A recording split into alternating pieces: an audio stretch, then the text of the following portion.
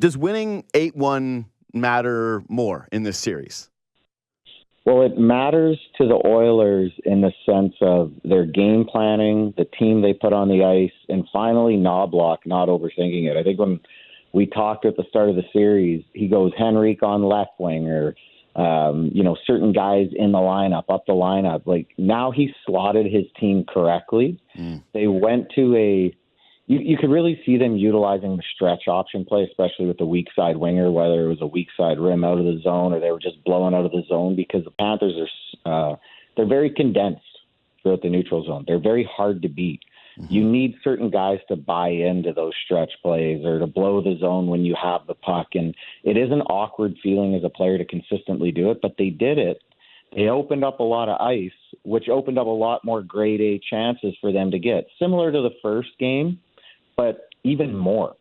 So I think when you look at the way they created the offense and the game plan they executed and the personnel they put on the ice, it gives you hope that they can start to make this series interesting if they keep going with it and keep executing at the same pace. But I really liked everything from their team. Their depth players got involved.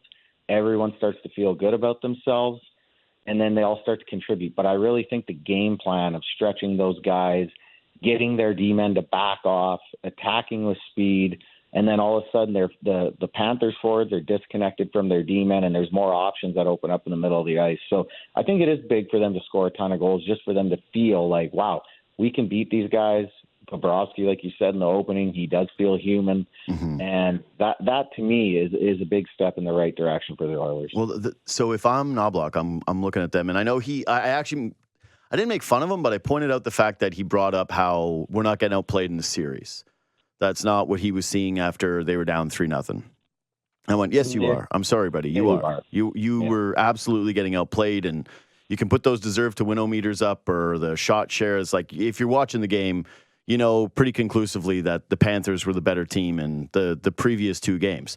But it's only been 2 now. So now you've played 4 games, and if you're Knobloch, you get to go and look at those guys in earnest and say, this should absolutely be tied 2-2. Like, we are right there with this team, and they had an unreal performance from their goaltender. But we've dominated them now. We've dominated them in 2 games. Who's to say we can't string a couple more of those together and start to put the heat on them? And the biggest thing was, coming from that first game and then through the first 3, was just that Bobrovsky was looking lights out. And I got to think that as a player, it starts to demoralize you just a little bit, where you start, and you've seen how many series where guys do get goalied and they're starting to do the whole like look up at the sky thing every single time a goalie makes a save. The body language changes. How big psychologically is it for those players that they have cracked Bob? Like, do you think that actually is a big shifter? I think it is a big shifter in the sense of everyone's talking about how great Bob is, but really let's look back at the 3 games prior to the 4th. Game 1, yes, they had their looks. Yes, Bob was great. He did do an outstanding performance, but they also missed the net. Or they and then Knobloch's talking like, we hit all these posts. Yeah, but that's technically missing the net.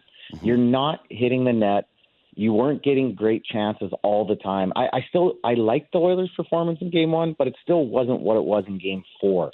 And the way they were, like I said, game planning to access the middle of the ice more, to give their guys more chances. Also, the willingness to shoot pucks. Go to Game 2 and Game 3, Bob didn't have to be great. Stolarz could have went in the net and won you those 2 games. And Stolarz is a good goalie, but they just weren't.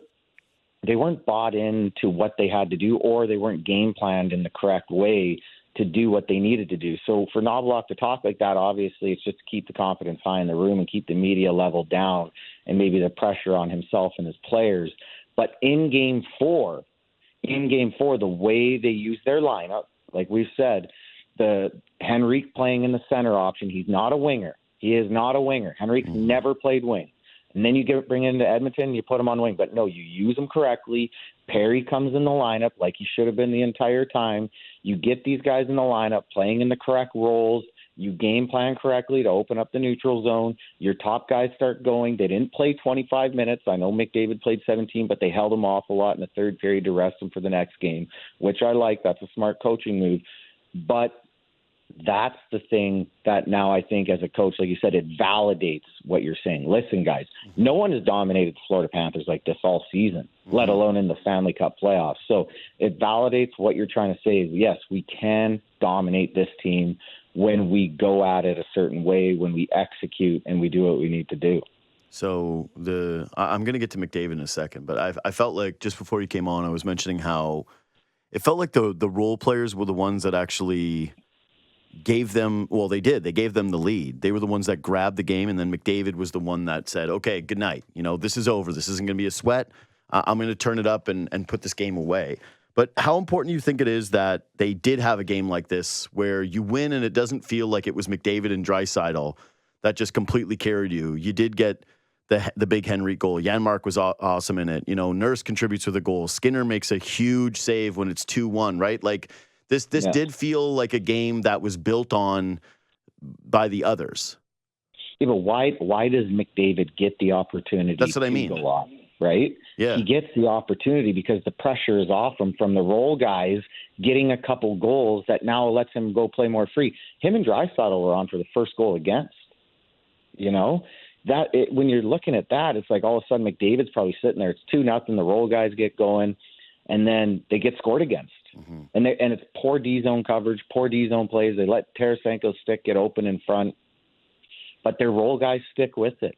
They keep them engaged. They get another goal, and now McDavid's allowed to start to feel like, hey, our guys are going. The pressure's off me. Now when the pressure lays off, he can start to ramp it back up, and then obviously he just puts the game away, like you said. But when the role guys don't feel important, there's problems. I was looking back at ice time, actually, over the first 4 games. Tkachuk played 13 and a half minutes. Did you know that in game 1? I did know that he had lower ice time than he thought. I remember looking at it and going like, ooh. Yeah, and that's your star after Barkov. Mm-hmm. Like, that's your top guy. Maurice isn't scared to play top guys less if they feel like other guys are doing the job better. That was a 3-0 game. Luostarinen and Lundell were shutting down McDavid consistently. And it was similar, like if I look back at my time with the Hawks, at times me, Boland, and Ladd would play more than Kane and Sharp because they were on the second line at that time, or if Kane would be on the first line, because we were checking top lines. And those guys were okay with it because they were in more offensive situations. And that was similar to what you get to see with the Panthers. And that's not saying you got to do that with McDavid. Mm-hmm. You'll never not get him on the ice. But when you get those other guys beneath you starting to get into the game, it just elevates the team. And then if you get depth scoring, it takes the pressure off the top guys. They start to play freely, a little more offensively. And then that's what you get in game 4. I'm going to get to McDavid soon, but you just mentioning Tkachuk, he's got 1 point in the 4 games. And I thought one of the things that happened with that loss is it highlighted that, right? Because when you're up 3-0, what are you supposed to do, right? What are you going to say? You're going to go be critical and, oh, well, Tkachuk only has 1 assist in these 3 wins. So they got 3 wins. No one's pushing him for Conn Smythe right now. So it's kind of a smaller discussion, smaller narrative. We're talking more about the positives of Barkov and Bobrovsky and Forsling and Ekblad. I think it has been really good for them in the series so far. And then highlighting some of the negatives of the team that you're up 3-0 on. But yeah, all of a sudden it feels like there's a little bit more of a shift, in my opinion anyway, to what's Tkachuk going to do at home in game 5, right? Like that matters to me now all of a sudden. You're a big-time player. You're the technically face of this franchise, even though anybody knows, like most people know at this point, you're not the best player of the franchise. What have you seen from Tkachuk? Like, why is he struggling to get going so much? Well, so back to the way Maurice is coaching, he's laying heavily on Barkov to check either McDavid or Draisaitl, or if they're stacked, it could be Barkov or Lundell with Luostarinen. So they're actually getting the third line generally, the Tkachuk-Bennett line. That's where they're trying to create their offenses, hopefully in a mismatch with Tkachuk and Bennett versus the Oilers' third line. Now, Oilers play their top 2 lines so heavy, generally, with either McDavid and Draisaitl being stacked. So that just doesn't allow Tkachuk to get on the ice as much as you probably think he should be on. And if you look at his ice time over, it could be 13, 14, 16, 14. So I think for Tkachuk to get offensively into the games, it's a little bit harder at times with the mismatch. Yeah, he gets power play. I'm not trying to make excuses for Chucky either. He does have to get going. He needs to find ways to hit the net. He misses the net a ton right now on the power play. He also got robbed a couple times short side by Skinner, but he's got to hit the net. But I think with the way Maurice is coaching this finals and trying to create the defensive awareness between the top two lines on those guys and kind of using Kachuk's line as the third line to create an offensive mismatch, that at times can get you out of the flow and can be hard. So for them to get going, they're going to have to score early. Chucky's going to have to stop worrying about all the crap too. I think he's a little bit too much involved in trying to get the Oilers off their game where it's working at times, but it's not. So I think he's a little more engaged in that side of the game rather than should be engaged in creating ozone time in a mismatch against the Oilers' third line. He's a -5 in the last 2 games. So it's like you got to be better than that. I know last year he had fractured sternum, I want to say. Yeah. Like he had a major injury that he was playing through. I don't think that's it. He doesn't look hesitant to me. He's just, you're right, he's not finishing. But he also hasn't really had a presence in the series so far. Like I haven't really felt him outside of a few moments in the scrums, like him going after McDavid, right? Because it seems like all of them really want to try to give McDavid rabbit punches whenever there's a scrum. They're going right at him. But I don't think McDavid gets rattled by that stuff at all. Like, he doesn't seem bothered whatsoever. I would actually say that one big piece of credit I would give Edmonton is it doesn't seem like any of their guys are afraid of the rough and tumble or are bothered at all by a scrum. Like, I can't pick out one guy on their team that I feel like has shrunk because of a moment like that or the physicality of the Panthers. No, they push back and they punch back. Yeah. You think about all these teams, Vancouver back in the day with Marchand giving rabbit punches and nothing happening back. Like the Oilers, all their guys punch back. Yeah. Not to say it's stupidity, but yeah, they're built very well. I mean, that was something that I think Ken Holland identified really well early on is, hey, we need other guys to come in here and have some bite, especially in big games. Jump in for guys in scrums. We don't need fighters. We just need 5 guys willing to jump in a scrum and help each other. And McDavid's one of them. I mean, think about that. He jumped into a scrum, took a bunch of rabbit punches from Bennett, and kept moving on. Those are the type of guys and people you need in your locker room in order to win. And you don't necessarily need the tough guy, but you do need the team toughness. And that's something that I think Ken Holland did identify over time, and that's brought into the Oilers locker room. And those are things that build culture too. I mean, when you get in a fight or you get in a scrum, you get back to the bench, the boys are going nuts, and those are big culture builders. Yeah, I actually think that's a little bit of what's lost with McDavid as the team's best player, is that he's not just great. He does seem to have that real winning attitude, doesn't shy away from anything, the physicality, doesn't, like, not a complainer, right? Like, I don't know. I just think that there's a ton about him that just oozes leadership beyond just the skill and the ability. Yeah, that's it. Like, he's a machine. Like, did you see after the game, he's just sitting on the bench and they won 8-1? Yeah. Everyone else is celebrating, and he's just sitting there. No, he's locked in, dude. And the same thing with the podium afterwards. That was the thing. It gave me a little bit of, oh, wait, Edmonton is back in the series. I was watching it. It was a blowout for the most part, I got to admit. I'm kind of like half watching, right? It's Saturday night, and it's an 8-1 game. I'm not watching this with the intensity of a normal tight game. Once it was like 4-1, I was like, okay, 5-1 now. It's over. He, on the post game, when he did the drag him back to Alberta, it's just one win, it counts the same. And like the stare that he had, the face that he had, I went, that is terrifying. Like, I just don't know how it feels to be a Panther and look on the other side. The one lucky thing is that they have Barkov, who I think has been the best player in the series. Okay, but let's put it here now. Let's go to the McDavid thing, because I want to pair him and Barkov together. When I did my show Friday, I was like, this thing's over. Barkov outplayed McDavid, and we're going to end up with a Conn Smythe. That's fair because it's going to be Bob. I thought everyone's going to vote for him, and he's got all these goals save above expected, and I don't even need that stat. Like, everybody, we all watched game 1. He was brilliant. I don't think that he was out of this world in either of the other 2 games. I thought he made some really good saves. But game 1 was enough where I'm like, damn, you really did tilt the series. But ultimately, I thought, hey, Barkov's outplaying McDavid, and that this should at least be a point of discussion, even though we do love to protect McDavid, and we're like, nothing is McDavid's fault, nothing's McDavid's fault. But that's kind of how it feels now. Like, you break a Gretzky record in the postseason, 32 assists, and you have this many points. I feel like it's kind of at the point now, right, where no matter what happens in game 5, McDavid is completely safe from criticism, yes? Nah. Yeah, like McDavid's safe from criticism in the sense of he gives everything Yeah. to each and every second of each and every game. Now, where I think you're going to find a little bit of the criticism for me is, and he is my favorite player on earth. He is the best player to watch. But where my criticism comes from Connor is defensive zone details at times. That's one piece of his game, and secondarily would be the power play or extending your shifts too long, not getting your other players involved. So I think that those two pieces are fair criticism. Like if I was watching even the power play in the first period for the Oilers when it's struggling, like they're still at 14 seconds left into a power play. They're still trying to get it and go into the zone. Yeah.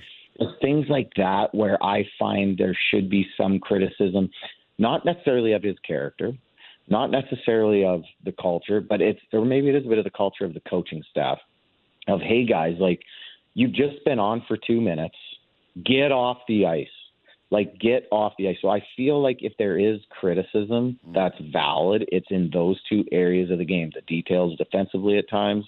He doesn't penalty kill a lot, right? That's another piece of the game where if you look at Barkov has his fingerprints on 5 aspects of the game, every single important piece of the game, where McDavid doesn't on the PK side, which is fine.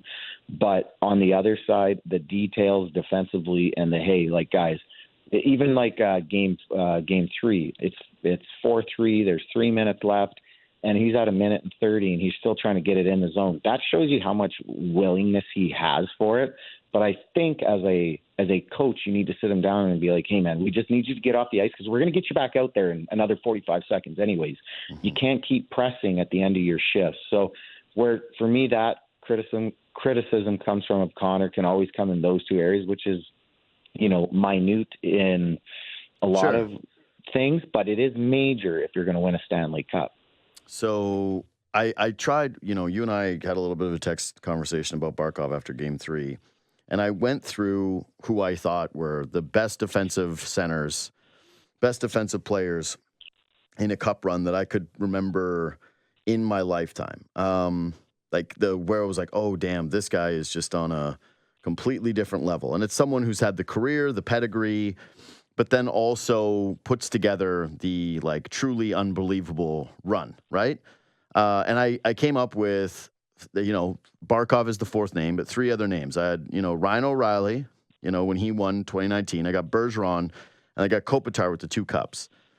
Where do you put Barkov in that company? And is there someone that I missed that you think should be there in recent memory? I know you're going to say Taves, but yeah, okay. You got to look at Taves. No, okay. Yeah. All right. But you think he was there 100%. With those guys, though?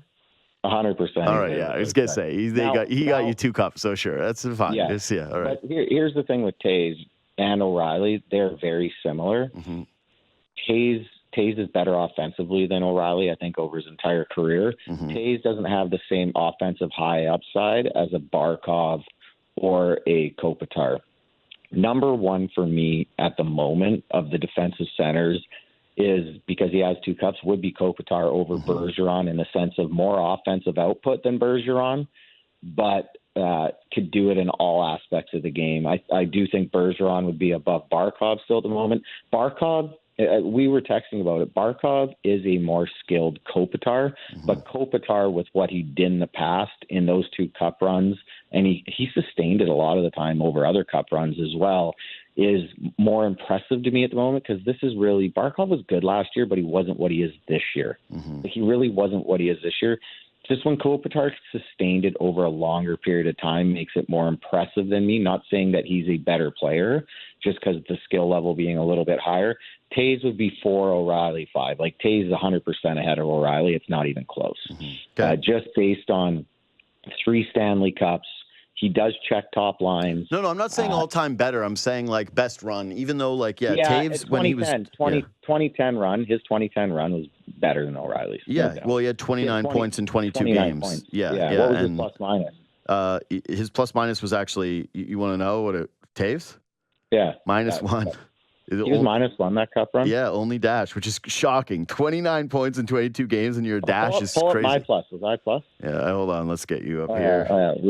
I'm gonna send Taze this text. Yeah, because I was gonna say, did you know you were -1 when you had 29 and 22? Because that's that's that's tough. That's honestly not the best. Hold on. Let me see this. Let me pull you up. Okay, you were +4? Oh, I'll take a +4. Yeah, okay. You were a +4. Taze is gonna get absolutely chirped here. Yeah, you were +4. He's like net positive more than Taves. It's just like it's the possibility. Right. Okay, I gotta tell you though, the Kopitar thing, he should be the number one example to anyone that is being sold on playing in Toronto. In my opinion, at this point, because I would go, hey, what are your thoughts on Kopitar? And guys would obviously say like, great player, he's unreal. Dude, his 2 cups, both times he was a point per game. He had 20 and 20, then 26 and 26. He was a combined +25 on those 2 runs. +25, playing 20 minutes a night, point per game. And when you think about all these guys, like all these players, right? Think about how much more famous Bergeron and Taves are than Kopitar. And I know Ryan O'Reilly is more recent, so that's probably more why that one happens. But that's kind of my Barkov cases. I feel like 10, 12 years from now, we're going to look back on this Panthers Cup and we'll be like, oh, yeah, that was the Tkachuk team, right? I'll be like, no, Barkov was brilliant. And then we'll have to look back on the numbers. But ultimately, the legacy stake just isn't nearly as high because of the market. Yeah, no, it's big time. I've played with Kopitar and I've played against him in cup runs, seen him play. After I played with him, I swear, my brother, we were having a conversation, and we were just talking about all the players I played with, and he goes, who's the most impressive player you think you played with to date? And I was like, Anze Kopitar. Like, this guy doesn't panic anywhere around the ice. He would be shorthanded. The puck would come rimmed around the wall. He'd have 2 guys on him, pressuring him. He'd fake a slap shot, pull it around, and then dump it with his backhand down the ice. Like, it was a joke, where most guys would just try to chop it. 100 out of 100 guys minus him would try to chop it out. Even I'd say Bergeron, possibly. That's just like every aspect of the game, the patience he had, the understanding of time and space, the defensive awareness he had was incredible. And if Kopitar went for offense, same with Datsuk. We talked about Datsuk in his day when he played with Detroit and these guys. If they went for offense as consistently as a lot of these other top offensive outputters, they could get to those numbers. Or not maybe to the high end, but they could get – I bet you Kopitar could have touched 110, 115 in his day if he was cheating the game. But you're playing for Daryl Sutter, you are not cheating the game. If you're playing for Quenneville, you're not cheating the game. Babcock in those days, Kopitar played the perfect game. He never cheated for offense. He still got his numbers in the regular season to a high point, but not to where they could have been. And his team won Stanley Cups. But yeah, I still remember very vividly remember the conversation with my brother, and we talked about it. And it was like, Kopitar, man, this guy is 6'4". He's powerful. He wins faceoffs. That's another little knock you can give against McDavid at times, is just his faceoffs. He gets beat on too many draws, I think, in important situations. But he just wins draws. And yeah, if you're Matthews and you're these guys in these markets, that's the guy you should look at. Barkov's the guy you should look at, but Kopitar, watch how he does it in every aspect of the game. And not only that, here's the last thing I'm going to leave with Kopitar. He only did 1-minute power plays. Kopitar never in his life have I ever seen him take 2 minutes on a power play. He was on, did what he had to do, got off, let his other guys get important minutes. Think about all the LA Cup winning teams. They didn't just win because of Kopitar. They won because their depth was so good too, but he was just bought into that aspect of making sure that everyone was involved.